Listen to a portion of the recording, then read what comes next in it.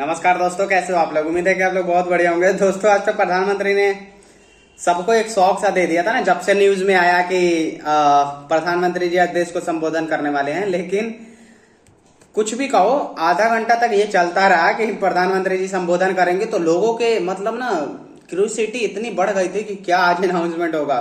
और news channel वाले तो हमारे यहाँ है ही किसी भी चीज को बढ़ा चढ़ा के बताने के लिए, तो सब लोग ऐसे परेशान हो गए थे। लेकिन बाद में क्या आया कि हो सकता था, मतलब ऐसे न्यूज चैनल वाले बात कर रहे थे कि सीए लागू हो सकता है, या एमएसपी पे कोई बिल आ सकता है, या पेट्रोल डीजल का रेट कम हो सकता है। लेकिन कुछ भी नहीं आया। डीआरडीओ पे प्रधानमंत्री जी ने अपना डीआरडीओ को जो अभी लंच हुआ उस पे बधाई दे दिया ट्वीट करके, और कुछ संबोधन नहीं हुआ।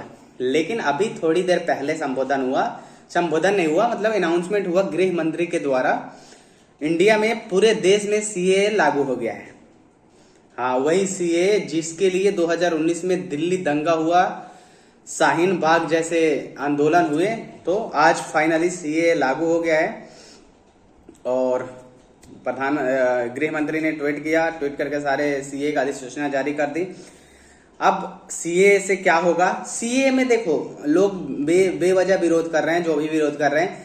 सीए नागरिकता लेने का नहीं, नागरिकता देने का बिल है। तो जो भी गैर मुस्लिम होंगे, बांग्लादेश, पाकिस्तान, अफगानिस्तान, इन देशों में जहाँ जो सताए जा रहे हैं, जहाँ पे सताए जा रहे हैं हिंदू, सिख, बौद्ध, मतलब मुसलमान के अलावा और कोई भी देश हो, लोग होंगे जो नागरिक होंगे, उनको भारत की नागरिकता आसानी से दी जाएगी।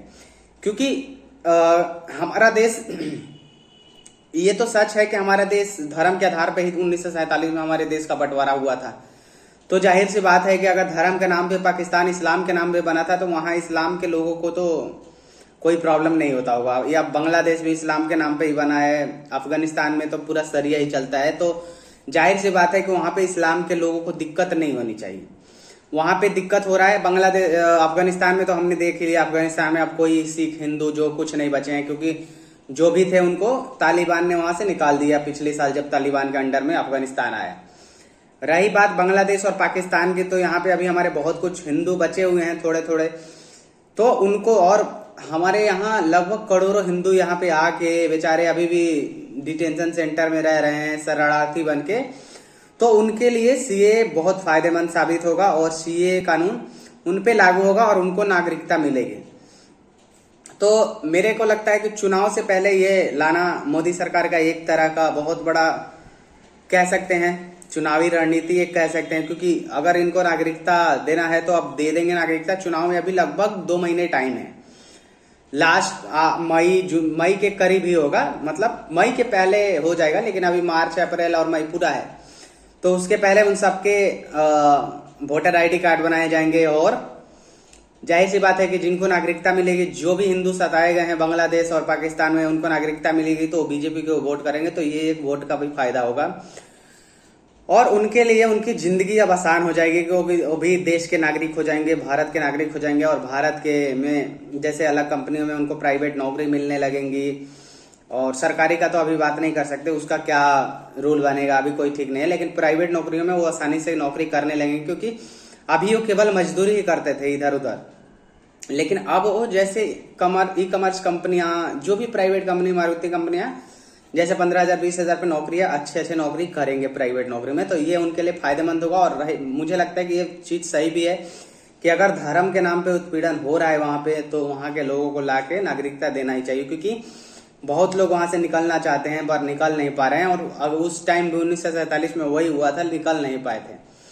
तो आज उसको सही किया जा रहा है, हमारे जो 1947 का मिस्टेक है। तो ये एक बहुत अच्छी बात है, और प्रधानमंत्री और अमित शाह, इन सब लोगों को हमें धन्यवाद देना चाहिए कि ये उनकी मजबूरी और दुख को समझे और सीए लागू किए। तो जो भी ऐसे, मुझे नहीं लगता कि कोई अब इसमें आंदोलन वगैरह होगा, क्योंकि किसी के नुकसान के लिए नहीं है, ये किसी के फायदे के लिए है। नागरिकता संशोधन बिल एनआरसी तो अभी नहीं आया, लेकिन सीए ये जो बिल है ये नुकसान किसी का नहीं करेगा। तो इसमें किसी को हंगामा करने की जरूरत नहीं है, मेरे तरफ से यही कहूंगा। क्योंकि ये किसी के नुकसान के नहीं है, ये किसी के फायदे के कानून है। और हम HMO को, होम मिनिस्टर को बहुत बहुत धन्यवाद करेंगे कि उन्होंने उन हिंदुओं की बात सुनी जो पाकिस्तान और बांग्लादेश में सताए जा रहे हैं और बहुत बुरे हाल में हैं, उनका जीना हराम है। तो अब उनको इंडिया में नागरिकता मिलेगी और वो इंडिया में रहेंगे। अब इंडिया के उनको कोई भी राज्य सरकार, कम से कम जहाँ पे बीजेपी की सरकारें हैं वहां पे तो उनको घर वगैरह मिल सकता है, तो अभी उनकी भी जिंदगी थोड़ी अच्छी हो जाएगी। क्योंकि दिल्ली में मैंने देखा है बहुत गरीबी तरीके से रह रहे हैं और बहुत प्रॉब्लम में रह रहे हैं, तो अब उनको प्रॉब्लम नहीं होगी। तो सीए यही अधिसूचना जारी हुआ था तो बताने के लिए आप लोगों को वीडियो बनाया। तो अच्छा लगे तो आप लोग जरूर मेरे वीडियो को शेयर करें और लाइक करें और चैनल को सब्सक्राइब कर लें। शुक्रिया दोस्तों।